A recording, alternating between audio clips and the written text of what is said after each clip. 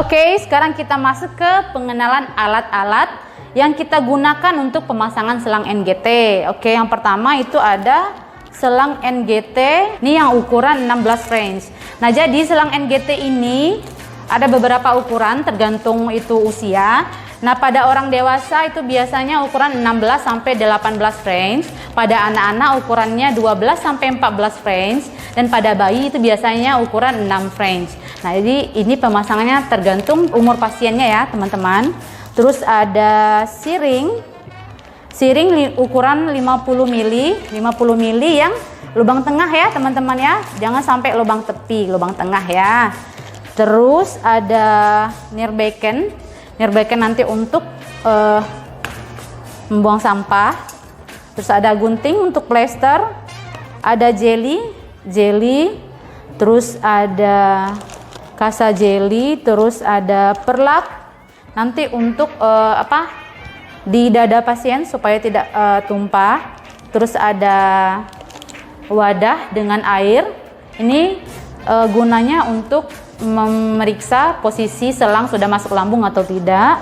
Terus ada juga stetoskop yang kita gunakan untuk memeriksa selang juga. Terus ada plester untuk fiksasi nanti. Terus ada handscoon steril. Oke, itulah teman-teman alat yang kita gunakan untuk pemasangan NGT. Oke, sekarang kita masuk ke langkah prosedur pemasangan NGT-nya. Nah, teman-teman, sekarang Puput udah berada di sebelah kanan pasien beserta alat-alat yang akan kita gunakan untuk pemasangan selang NGT. Nah, sebelum kita mulai tindakan, teman-teman jangan lupa terus untuk identifikasi pasiennya. Nah, setelah itu kita kaji status kesadaran pasien, pasiennya sadar atau tidak sadar. Nah, selanjutnya kita lakukan cuci tangan 6 langkah. Sudah, sekarang udah cuci tangan. Setelah itu kita jelaskan prosedur tindakan kepada pasien dan keluarganya. Dan jangan lupa untuk meminta inform konsen atau persetujuan dari pasien dan keluarga. Setelah menjelaskan prosedur, kita posisikan pasien high voller karena ini pasiennya sadar. Kita posisikan high voller dengan kepala atau leher sedikit ekstensi. Kita udah posisikan pasien di posisi high voller ya. Nah, kita selanjutnya pasang perlak di dada pasien. Nah, setelah itu teman-teman jangan lupa untuk mencek kepatenan lubang hidung pasien yang akan kita masukkan selang. Ibu coba tutup lubang hidungnya yang sebelah kiri, Bu. Tarik nafas dari hidungnya, hembuskan. Oke, apakah ada sumbatan rasanya, Bu? Oke, di sebelahnya, Bu. Tarik nafas, hembuskan. Ada sumbatan rasanya, Bu? Oh, tidak ada ya. Kita sudah pastikan ya bahwa lubang hidung pasien paten untuk dimasukkan selang. Lanjut ke pemasangan selangnya. Dekatkan dulu nirbecken ke sebelah pasien. Lalu kita pasang handscoon. Kita udah pasang handscoon. Nah, selanjutnya prosedurnya adalah mengukur panjang selang yang akan kita masukkan ke hidung pasien. Nah, pengukuran ini kita lakukan dari ujung hidung menuju telinga, daun telinga. Lalu setelah itu kita tarik ke titik possessus sipoideus. Nah, setelah kita tentukan panjang selang, jangan lupa untuk ditandai teman-teman. Oke, setelah kita tandai, kita olesi ujung selang dengan jelly yang sudah kita taruh di kasa steril. Ini kira-kira 15 sampai 20 cm. Oke, setelah itu kita masukkan ujung selang ke lubang hidung yang sudah kita cek tadi, yang sudah kita pastikan kepatenan lubang hidungnya. Masukkan selang menuju arah ke belakang, menuju nasofaring.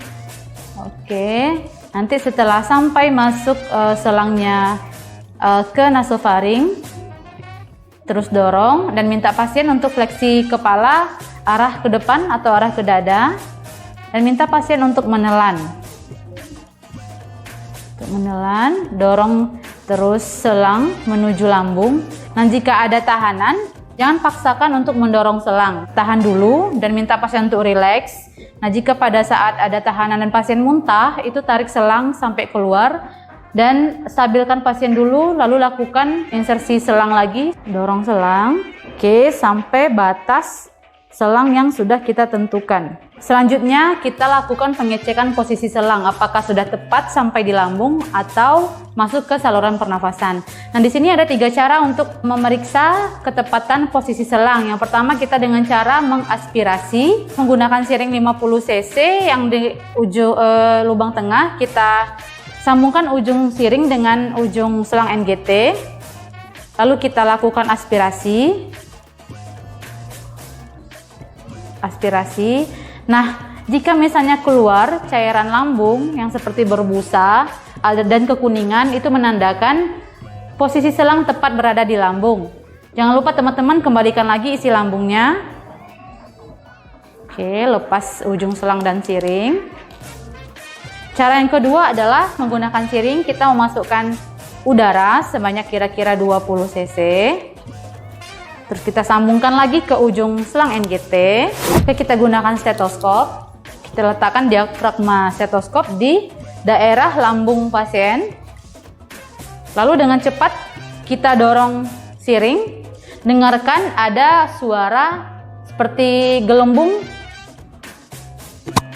Nah, jika sudah terdengar suara di dalam lambung pasien, itu menandakan posisi selang sudah tepat di dalam lambung pasien. Setelah itu jangan lupa tarik lagi udara yang sudah kita masukkan sebanyak 20 cc. Oke, lalu lepaskan selang dari ujung siring. Oke. Nah, itu cara yang kedua, teman-teman. Cara yang ketiga adalah dengan mengecek ujung selang, kita masukkan ke dalam wadah yang berisi air. Oke, kita masukkan ujung selang ke wadah yang berisi air. Oke, teman-teman bisa monitor. Apabila di dalam air tidak ada gelembung, itu bisa kita pastikan selang sudah tepat pada posisi lambung.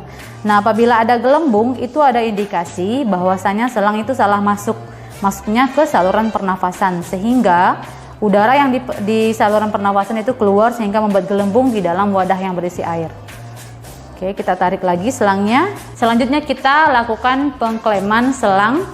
Biasanya pada beberapa selang NGT itu biasanya sudah ada penutupnya. Tapi jika tidak, bisa digunakan dengan selangnya itu sendiri. Nah, setelah itu kita lakukan fiksasi selang di daerah hidung pasien. Kita udah fiksasi selangnya ke hidung dan juga ke bahu pasien supaya selangnya terjaga dan terfiksasi dengan baik. Setelah itu, lakukan evaluasi dulu terhadap pasien apakah dia sudah merasa nyaman dengan posisi seperti ini.